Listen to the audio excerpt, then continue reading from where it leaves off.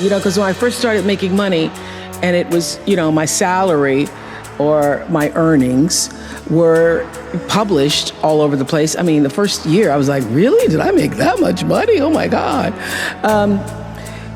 It was very difficult for me to figure out where my boundaries were because I'd grown up poor and didn't have anything. So it's easy when you don't have anything and people ask you for money. They say, I need $500. You say, I don't have it because I'm just trying to get my rent paid. It's harder when your multi-million-dollar salary is now in the paper and you get a lot of friends and cousins you didn't have before. So how do you set boundaries for yourself? I was having trouble setting boundaries for myself for even strangers. People would just show up at my door in Chicago and say, Oprah, I left my husband, please help me. And I would, because she knows I have it. So don't try that now though, okay? Don't try that now, I figured it out. So what I learned is that the reason why people keep showing up is because my intention is to make them think that I'm such a nice person that you can ask me for anything, you can get me to do anything, I'm gonna say yes, I'm gonna say yes. So when Stevie called me this time, I thought I'd try out my first no on Stevie. Let's start big.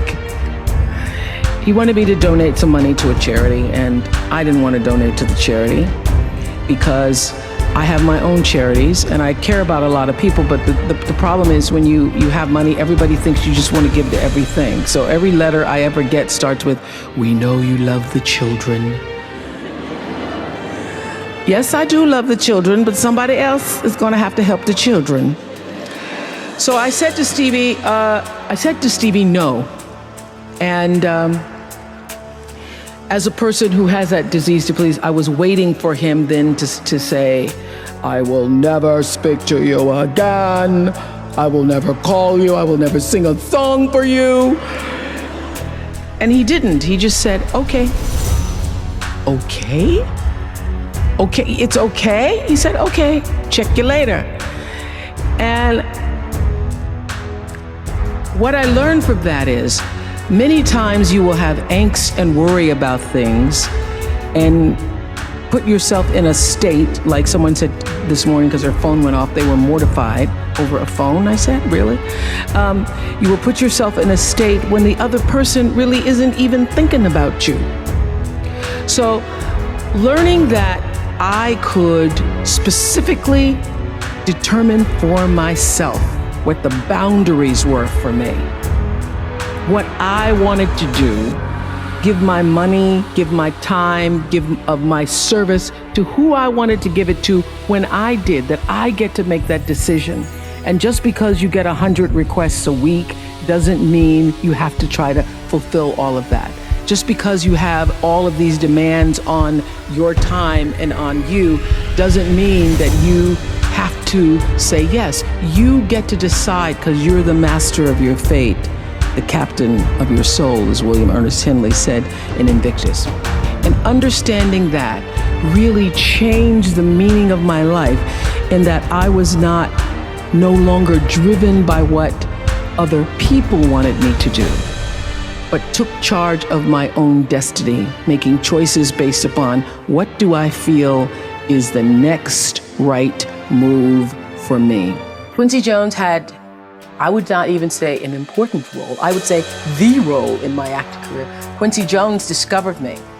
And it's so interesting to me because when I was working as a television newswoman in Baltimore, and really all I wanted to do was be an actress, but I was doing television, and I felt at the time, well, I can't quit this job because this is what everybody else wants to do. And if I quit this job, what am I going to do? And I was going to a speech coach at the time that the station had sent me to. The broadcasting school, they sent everybody to the same woman. And I was telling her, I really don't want to do this. What I really want to do is act. And she says, my dear, you don't want to act. Because if you wanted to act, you'd be doing it. What you want to be is a star. Because if you wanted to act, you'd be waiting tables in New York. And I thought, now why am I going to wait tables if I'm already working in TV? So I said, well, what I think is going to happen is I will be discovered, because I want it so badly, somebody's going to have to discover me. And she said, you just dream. You dream, you're a dreamer. So when it happened, I called her up. I said, you will not believe this. I got discovered. And it really was a discovery. It's like one of those Lana Turner stories, only it wasn't a drugstore. He was in his hotel room, saw me on TV. It was unbelievable. The interesting thing about that is that I truly believe that thoughts are the greatest vehicle to change power and success in the world. Everything begins with thoughts. The chairs that we're sitting in, the room that we're in, all started because somebody thought it. So I thought up The Color Purple for myself. I know this is going to sound strange to you. I read the book. I got so many copies of that book. I passed the book around to everybody I knew. If I was on the bus, I'd pass it out to people. And when I heard that there was going to be a movie, I started talking it up for myself. I didn't know Quincy Jones or Steven Spielberg or how on earth I would get in this movie. I'd never acted in my life, but I felt it so intensely that I had to be a part of that movie. I really do believe I created it for myself. I wanted it more than anything in the world and would have done anything to do it. Anything to do it. Turn your wounds into wisdom. You will be wounded many times in your life. You'll make mistakes. Some people will call them failures. But I have learned that failure is really God's way of saying, excuse me, you're moving in the wrong direction. It's just an experience. Just an experience. Just an experience. I remember being taken off the air in Baltimore, being told that I was no longer being fit for television and that I could not anchor the news because I used to go out on the stories.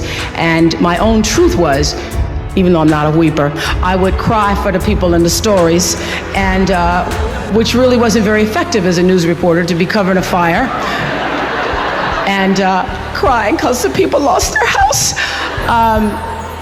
And it wasn't until I was demoted as a on-air anchor woman and thrown into the talk show arena to get rid of me that I allowed my own truth to come through. And the first day I was on the air doing my first talk show back in 1978, it felt like breathing, which is what your true passion should feel like. It should be so natural to you. And so I took what had been a mistake, what had been perceived as a failure with my career as an anchor woman in the news business, and turned it into a talk show career that's done okay for me.